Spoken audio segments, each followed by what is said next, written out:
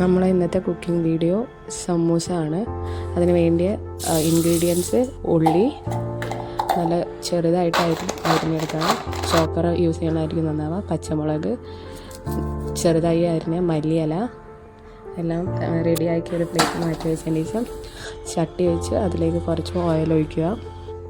Oil ചൂടായി വരുന്ന സമയത്ത് കുനുകുനായിരിഞ്ഞ ഉള്ളി അതിൻ്റെ ഒപ്പം തന്നെ പച്ചമുളകും കുറച്ച് ഉപ്പും കൂടെ ഇട്ട് നന്നായി വഴറ്റിയെടുക്കുക. പിന്നെ മഞ്ഞൾപ്പൊടി കുറച്ച് ഗരം മസാല ഇട്ട് നന്നായിട്ട് വഴറ്റുക. അടുത്തതായി നമ്മൾ വേവിച്ച് മാറ്റി വെച്ച ചിക്കനും മല്ലിയിലയും കൂടെ ഇട്ട് നന്നായിട്ട് മിക്സ് ചെയ്തെടുക്കുക. അതോടെ നമ്മുടെ ഫില്ലിങ് റെഡി ആയിട്ടുണ്ട്. ഇങ്ങനെ അടുത്തത് മൈദപ്പൊടിയും കുറച്ച് ചൂടുവെള്ളം ഉപ്പും ഇട്ട് നന്നായിട്ട് കുഴച്ചെടുക്കുക. നല്ലപോലെ കുഴച്ച് ഒരു ചപ്പാത്തി രൂപത്തിലാണ് നമ്മൾ അത് പരത്തിയെടുക്കുന്നത്. പ്രസ്സാണ് യൂസ് ചെയ്യുന്നത്, നമുക്ക് പെട്ടെന്ന് തന്നെ കഴിയും.